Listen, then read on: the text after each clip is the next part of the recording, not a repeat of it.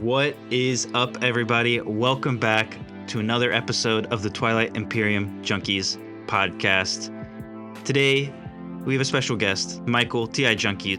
Welcome, Michael. Hello, hello. Before we get started, because we are going to be talking about TI3 a little bit today, let's just very briefly dish about this past weekend's TI Junkies episode. You were in it playing the extra. That's right. And you were a contender for the win, even in the last round. Yeah. As it has been the honor of the extra kingdom to maintain peace throughout the galaxy. I do have to say it's very peace turtle-y of you to get that, by the way. Thank you. I can Benedict your flagship and when Max into his flagship, and you won't be able to fire PDS. It was my first time playing the extra. It was the penultimate effort on my part to play every single faction once. Nice. But what happened? What got in your way in the last round? You were at 8 points. You had the 2-pointer. Yeah. Well, I was doing that thing that I do when I play TI, which is just hang out at home, not antagonize anyone, and just luck my way into victory. Yeah. With good objectives. And of course, the extra, they're good at spendies. And I think it was a spendy that was on the table at the time. Yeah. But Mahawked from the other side of the board just, did the Mahawked thing of leapfrogging and took Shard from my buddy Nazroka, and they won it in the action phase instead. Mahawked makes me salty. Mm-hmm. They're too good. They're too good. I feel like this is one of the most common TI conversations Rand and I have, which is just Mahawked is too good. Yeah, Mahawk's pretty good. They have a really good suite of leaders. This is true. How did you feel about Matt and Patrick having their private conversation via the cupboard cam about taking you down with benediction? Yeah, I did. I saw that, and I kind of figured that sort of thing was going to happen anyway. So yeah, that's their prerogative and their obligation. Well, I was rooting for you because I'm rooting for the extra. Thank you. But Mahawked, they just do Mahawked things. Yeah. Extra was fun, In the end, they're not my favorite PDS faction. I'd still pick the Titans over them every time. My finest moment in that game, actually, was when Mutiny came out and I had, everyone's political secret. Ooh, yeah. That is amazing. Yeah. I think, with Extra and the PDS, it's weird that the mechanics of the faction funnel you towards PDS, but it's still a thing where when I'm playing Extra, I don't really ever want to build PDS. I'm like, all right, I have my flagship and I have some mechs out, and I don't think I want PDS. I think I want to use all my stuff for other things, Yeah. It's strange. All right, let's get into it. We're talking about TI3 today. Yep. The first version of TI I ever played. That was what I was going to ask you first. Have you ever messed with the earlier ones since then, 2 or 2nd or 1st edition? I've never played 1st or 2nd. I do, however, I own 2 of the expansions from 1st edition, not because I bought them, but because I rescued them from a dumpster, from a shutting down game store. Oh. I came in on their final day after their big liquidation sale, and the guy was like, "Take whatever you want." Mm-hmm. When I was in college, I was in the board game club. Yeah. And I was a lifelong, board game fan. I even I enjoy designing board games for fun. I've been doing that since I was in 1st grade. But, I played a lot of the classics growing up, like Monopoly, Risk, Clue, what have you. But it wasn't until I joined that board game club that I was introduced to the hobby board game sphere. And critically, I was introduced by a Fantasy Flight game called Game of Thrones 2nd edition. Ah, yeah. Mm-hmm. And I fell in love. I was like, this is a 6-player diplomatic war game full of secret plots and stuff and card play and all these different mechanics. And even as a first foray into the hobby, I was like, this is the one. This is my favorite. And I even bought my own copy and I brought it every time. And I always tried to get people to play it, even though it took hours. Yeah. And so, but then, I graduate, and I'm still playing it, but then I don't know how it happened. I don't know if I was on Board Game Geek or if I saw a review for it on Shut Up and Sit Down or something, but I learned about Twilight Imperium, a game that came out in 2005. Yeah. And this is in 2017, and I was like, this looks really fun. This looks a lot like, Game of Thrones, but, a little bit different in space. And so I bought it. And it came, as you know, in what we used to call a coffin box. Oh my god, yes. It was like two normal board game boxes, but yeah, in one. Yeah, that big, inconvenient to store rectangle that you could fit a dog in, you know? That was the kind of box Fantasy Flight put a game in back in the day when they were serious, you know? It's funny because, you know, the TI4 box is narrower, but, you know, when I first got into TI3 as well, because it was literally just two standard at that time board game boxes, it kind of fit better into the stacks of games that I had at the time. Yeah. And TI4 did streamline it, but I sometimes I do still miss that, like, the clean way it could just stack with all the other games. Yeah. And so I played TI3 for years before I got my first chance to play 4th edition. And even when 4th edition was out, I kept my copy of 3. It was fully expanded because I was like, this is still such a great game.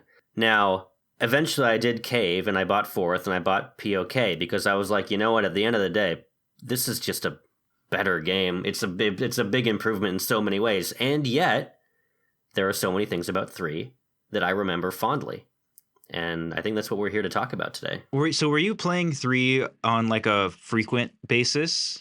Like, was it like a once a month thing, or like was it that hardcore for you at the time? Oh, no. See, meeting you and Rand changed my life. Before then, I played 3 like once a year, maybe twice. I didn't have junkie friends. I had a couple friends that were like into board games the same way I was into. And then for every other person, I had to like sell it, you know. I had to get into their like Facebook DMs or on text, and I was like, "Hey, I need you to come over and try something." That I can totally relate to that, because TI3 for me, that was when Twilight Imperium was still a once a year. I'm probably playing with all new people every time, and it's like whoever my friend group is this time, or whichever new nerds I've met, I am going to rally the troops for one day. And it's like such in stark contrast to, you know, the Junkies era of playing TI4 when people are like, oh, so are we playing? Are we running it back today? Or it's just like the fact that like there would be weekends of playing TI4 twice compared to just getting one game of TI3 in was a monumental accomplishment. It's just such a funny thing and a funny change in sort of like my relationship to Twilight Imperium as a whole. Yeah. And like, I don't know what things were like back in, you know, that era, in terms of like the online scene and the meta. Because like, I know a lot more about the meta now because I'm like aware of, you know, the you know, what people do in tournaments, how like different local metas, you know, might operate just by virtue of like existing in the space a little bit more. Not that I'm part of it. I just kind of learn about it by casual conversation with you guys. Yeah. But all I know, I don't know what kind of tournaments happened back then. I know that there was something called Shattered Ascension. That was it, which was like, it was kind of like their version of Discordant Stars, wherein it was this online fan-made giant patch and like content burst, which I never did because I didn't play TI Online. I still don't really enjoy playing TI Online myself. Yeah. I'm more of an in-person guy. But so there's something happening in 4th edition right now. If you saw the stuff that the designer Dane put on Twitter like a year ago, those optional modules, right? The minor factions and the like go backwards and explore stuff thing. I forget what it's called. Yeah, the Ventura crew just got into those optional variants recently. Yeah, and it made me think, because I was like, is this a return to what TI3 was like? Because when you played 3, did you have both of the expansions? I did, yeah. TI3 was a totally different situation from 4 because whereas 4 is like one game. There's one way to play this. Everything in the expansion is not optional. You put it all in. Everyone plays this game basically consistently. Like every game is not the same, but like it's played in the same way. Right. In 3, you had a huge amount of options, little rules, big rules. Those expansions, everything in them was an optional module to either include in your game or choose not to, right? It's true, yeah. The Prophecy of Kings was an overhaul, and you put it all in. Versus, yeah, I do remember like kind of picking and choosing. It was like the expansions for 3 were like a little toy box. Yeah, and I had like a list of my favorites because I would always, I wouldn't want to remember every time. And it was this thing where like I played so infrequently where I was like, do I want to try something different? And I was like, no, I don't want to experiment. I play this game so infrequently, I don't really want to like mess with it. And so I was like, okay, I like the wormhole nexus, I like the artifacts, I like the political intrigue, and then I'm like, but I don't like the space mines or the mercenaries or that weird Star Wars rule where you can blow up a war sun by risking your fighters, That's too funny. But wait, before we delve further into the expansions, let's talk about base game for a second. Yeah. And I want to touch on I'm curious if anything in the base game strikes you as particularly wild now that we live in a TI4 world. Well, I'll tell you what was wild. Getting the game and then meticulously cutting out every single ship from these plastic sprues with like an X-Acto knife. I forgot about that. Yep, it was the rite of passage for every TI3 owner. That is true. You had to pop them out. Just yeah. spend 2 hours cutting them all out, every single fighter and infantry. It was insane.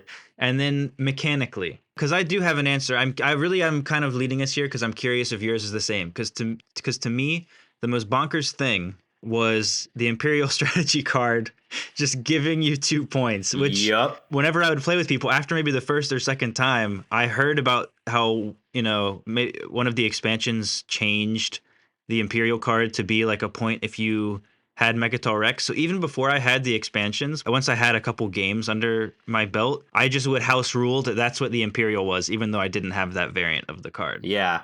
No, I'm exactly the same way. Before I got the expansion, I printed out like my own copy. I'm like, we're using this, Yeah. Who knows, what decisions led them to do that, but that was just a huge point swing. You couldn't really win without getting Imperial once. And you had to then pick the initiative, which I think was the thing that gave you speaker basically in 3rd edition. Yeah, the crazy thing about 3 is like so many of the cards have the same names as what they do now, but all of their functions have been jumbled up. So now like 4 is the command token 1, and 1 is the speaker token, Yeah. Another thing about 3, just the base game, and I believe this is the base game unless I'm misremembering, was the diversity in objectives. And I don't necessarily mean, what they had you do, but how many points they gave you. Oh. Because if you remember, sure, there were the same old 1-pointers and 2-pointers, but there were also 2-point secrets. And there were public stage 2 objectives that just said, if you do this,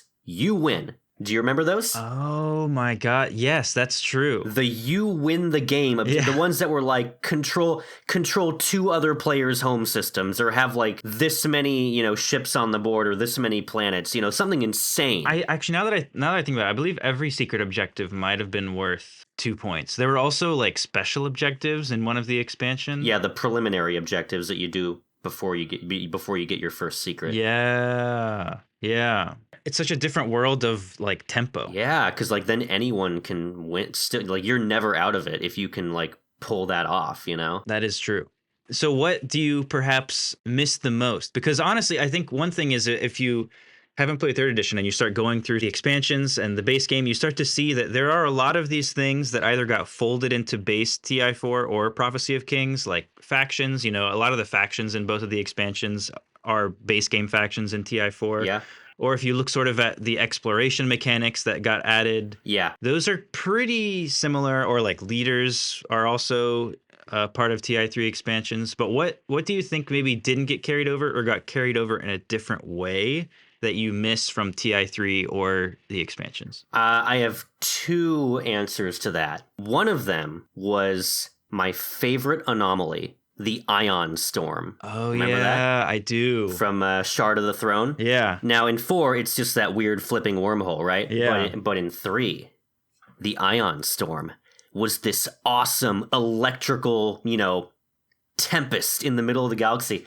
And what it did was, much like the Nebula, you could move into it, but you couldn't move through it, I believe. Yeah. And you could not fire PDS into it. That's right. And if there's a fight, fighters do not participate. They don't get to shoot. It's such a strange mishmash of mechanics. I guess the Yeah. idea is fighters are too small and like fragile, and so they wouldn't be able to navigate it. Yeah, they get zapped, you know? So they're staying in the carrier that day. And you can't deep space cannon that because you can't get a read, you know? Yeah, that's so interesting. I really hope it comes back. If, you know, if whatever kind of future TI4 content comes our way, I really want that to come back, because it's interesting because, you know, PDS is such a strong thing in TI4. That would kind of be a nice little wrinkle to throw into that. But I would be curious to know why that was omitted, because I mean, all the other anomalies, nebulas are in TI3, asteroids were, even like asteroids, grav rift, asteroids needing anti-mass deflectors, like so much just got copied and pasted in terms of anomalies. My second answer is my favorite old school strategy card from the Shattered Ascension expansion. That was the first TI3 expansion. Shattered Empire. Shattered Empire. And that was Bureaucracy. The new replaced Imperial, because the thing was, if you used the new Imperial called Imperial 2, you actually mixed up how the game worked. You had to do this thing where all the objectives were revealed at the start of the game, if I'm not mistaken. Bureaucracy, though, was even better, because Bureaucracy did something that you can't do in 4th edition at all. And that was, it let you stack the objective deck in the same way that Politics lets you stack the agenda deck. You got to look at the top 2 cards of the objective deck and bottom one of them, or like keep one of them. You know, you got to have your say as to what objectives were coming out at all. That is kind of amazing. And I feel like when I have seen online people kind of theory crafting about what would be cool strategy cards to include or variants, a lot of times they do have something where it's like you get to choose the next public objective, or you get to reorder them in some way. Yeah. And I'm pretty sure there was still some kind of Mechatol thing involved there. I don't think it ever gave you like straight up points, but it was really powerful. It didn't, but it did give you a command token. Right. And also when you picked Bureaucracy, then the table would reveal objective cards equal to the number of bonus counters, which are, you know, when it didn't get picked. Oh, so yeah. if Bureaucracy didn't get picked and then eventually it did, a bunch of objectives would flip. Yeah. It's so interesting because it just plays with the tempo of how things are revealed. I don't know. I find that really fascinating, and I would love to see that make a comeback. There's probably a way to house rule it in and do something with that. But then it does, because it removes sort of Imperial points. Yeah. That changes the whole kind of center of gravity, I think, of Mechatol Rex in a weird way. I agree, you know. You really want to incentivize taking Mechatol because, again, if you remember, in 4, you pay 6 influence, you get Mechatol, you get the point. In 3, there was no custodian token. You didn't get a point just for taking Mechatol. And in order to get on, if you use the expansion content, you had to fight 3 fighters and 2 infantry. This is actually the thing that I think I miss from TI3, even though I know it's not popular and it's not very good for like competitive play, because so much of competitive TI4 play is about trying to limit the randomness and make it a little bit more like what do players have control over. Yeah. And I respect that. Just like, you know, if you want to play Super Smash Brothers competitively, you turn off random items. But that version of exploration in TI3, they were called domain counters. Yeah. Had the funniest effects, including custodians really being you have to fight 3 fighters and 2 infantry to take Mechatol Rex. But it would also be wild stuff, like sometimes you just land and everyone dies, or sometimes you land and the first guy dies, or sometimes you land and you get a bunch of trade goods. And that's why I never used them, because I was like, you know, I like how exploration is done now, where mostly it's just like good things. You can choose to kill your guys for like a benefit, but back then I was like, I don't really want to, you know, start this game off for 8 hours, you know, where one player can just like lose all their stuff for no reason, you know? I know, like that all makes sense to me, but there was just something so fun and thematic to me about landing and having to fight hostile locals. It all just like the atmosphere of the game, I think, with domain counters is fun and playful, but I also understand, and I know that if I was playing at the TI Junkies table and I land and all my guys die and Nathan's over there like snickering and having a blast because my guys just randomly died and I'm a faction that starts with 1 carrier and 2 infantry or something, I imagine I would also be salty. Yeah. So maybe I like this in theory more, but I do have from my like few games of TI3 that I got in, which probably over the years was only like 7 or 8. Yeah. It was just so much fun finding out what those terrible outcomes were going to be, Another thing I miss was the artifacts. which have kind of lived on in the form of relics. But Exactly, yeah. Because, like, imagine if there was, like 3 more shards on the board, basically, is what those were. right, And then a little nitpick one.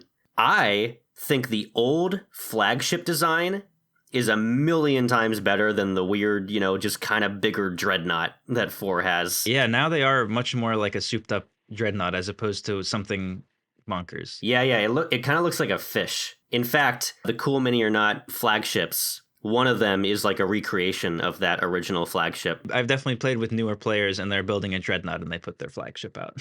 Yeah, I think that old one is so good because it towers above the other ones. There's no mistaking when a flagship is on the board, It's just so much more distinct. Yeah. I have one more funny one. These days, you take your inventory off a planet, you go somewhere else, you put down a control marker, right? Back in the day, in 3rd edition, it was not a rectangle. It was in the shape of a flag. Yeah. Now, you would think that doesn't, whatever, right? But changing it to a rectangle was a stroke of genius, and I will tell you why. Yeah. I figured that's where they was just going. Because there would be so many times where someone's scoring an objective, and I'm like, okay, cool, hand me a flag. I'll put it on the objective. Because I don't say command marker, right? They don't know what that means if they're new. I say, hand me one of your little flags. And they will hand me an infantry. Yeah. And I was like, oh no, there's 2 things in this game that we colloquially refer to as flags. And so I'm like, okay, great. They're rectangles now. Perfect. A little quality of life upgrade. Exactly. So these are the nice little things we can nostalgically appreciate about TI3. What do you think stands out to you about? I mean, it's easy. It's kind of hard to answer because TI4 streamlined a billion things and made everything better pretty much. But does anything stand out that you specifically appreciate about TI4 that it brought to the table that TI3 did not have? Yeah. I mean, in the end, like I said, it's just a superior game in my opinion. Mm-hmm. And not just because of the streamlining, but certainly one of the most popular remarks on that is the more legible tech tree as opposed to, the tech mess, right? That weird, like, oh, you need that thing full of prereqs, right? From 3rd edition that was completely illegible. Yes. Yeah. It's much more linear now. Before it had to be like, oh, I have this random tech and this random tech. Now I can get this 3rd random tech because I have those 2. You got to print out a reference sheet for that, Yes, I had tech trees printed out and put in little laminate sheet protectors, and they were in the game box. Exactly. And then also, like I said, Mechatol Rex is so much more important now, which I think is appropriate for, the theme of the game. Absolutely. And also a little thing, I really like Riders. I I love the Riders, the action cards. They're a little thing, but like I really like what they did to the agenda phase. Because the agenda phase used to happen when you played the politics card. It didn't have its own phase. Right, and you had to randomly spend planets and hope you didn't need them for something else, or vice versa, Exactly. save them for the agenda phase. Exactly. Oh, another thing about 3, I forgot about this. The trade agreements. Do you remember those? Oh, yes, because they were kind of more like a support or a alliance. Yeah, you gave them away. You had these like 2 cards that had like a number on them. And if you were the Hakan, they were both 6s, right? Yeah. You would trade them away to people and be like, when trade pops, you get that many trade goods because commodities didn't exist. Yeah. And then if you activate their stuff, you have to, you get it back because, they're not trading with you anymore. That's true. That was fun. And it felt just another like little 3 thing that felt thematic. And, I appreciate the streamline of the trade card and trade agreements now. Yeah. I don't something about it conjured up like, oh yeah, there's other ships. There's not just my fighting spaceships. There's these little trade ships floating around space too and communicating with these players' factions. Yeah. You had those little space stations on the board if you had the expansion, which like gave you trade goods. They were basically a planet, but you just controlled them. Yeah. Oh, and actually, real quick, you mentioned bonus counters earlier. Those would be crazy in the game now because when you redeemed a bonus counter for taking an untaken strategy card, you could get a trade good just like you can now, or you got a command counter. Yeah. Which is insane. That would be amazing. Like, no one took Imperial the first couple rounds, then you take it and you get 2 command counters. Like, God, that would be amazing. It's funny because it's like, you know, we talk about some things like exploration that were made just so they're generally good for the table, and some things are, you know, better than others in exploration. But then there are like these more swingy mechanics like that in TI3 that they kind of tamped down on, which I appreciate because, you know, there's still so much randomness and there's still so much up to, you know, the 7th player, as they say. And I know I was just loving the domain counters and everything, but they did just like narrow the spectrum of insane swinginess, which, you know, just makes for a game I think that people are more willing to return to time and time again. Yeah, you really kind of developed your own table meta and like your own table preferences for like how you play this game, which modules you use. You know, imagine, like I said, I don't know what the tournament scene was like. I don't know what kind of standardization existed. Imagine trying to organize like an online tournament and like the first question all the players ask you is like, hey, are we using the domain counters and the mercenaries, or are we using the leaders and the flagships? Because even the flagships were optional. Right.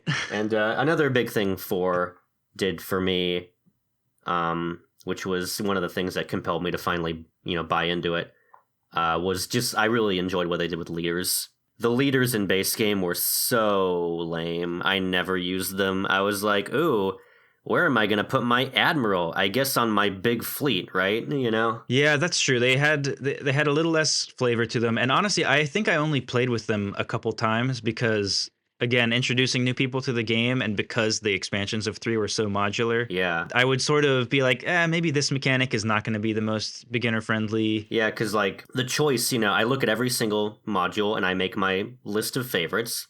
And I judge them basically like, how much extra admin is this going to add to the game, and how much extra fun is it going to add?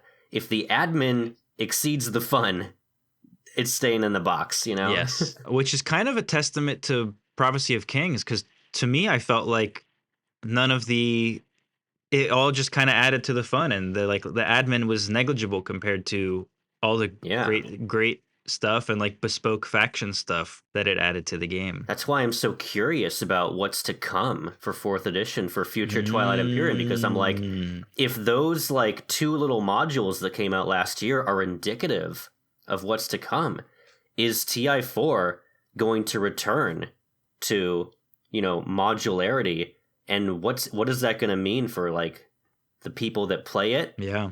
And like tournament rule sets and that sort of thing. Exactly, you know? That's interesting. Which will have to be something that Junkies decide if we keep on hosting Junkies tournaments.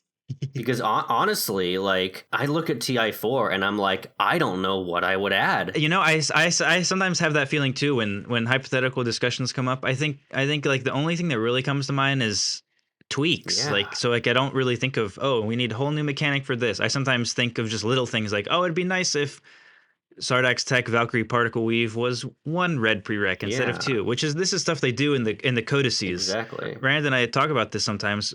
I'm constantly encountering new game states. There are still, after all these games and several years of playing 4th edition, times where I have to run to the rule channel to figure out how an interaction works. Still digging into alliance mode. Still, like, you know, maybe after another 100 or 200 games, I'll be ready. Like, okay, need a new thing here. I mean, I know people talk about overhauling the agenda phase, and I, you know, I'm maybe agnostic about that. But as far as like a whole new like mechanical system that needs to be woven into POK, I am just not totally sure about that. I agree, and I echo your thoughts about the agenda phase. You know, there are all these ideas out there about how to make it more complicated, and I'm like, I don't think it needs it. You know, maybe it's not the best part of the game, but I don't think the experience is going to be better by making it take twice as long, you know? Yeah.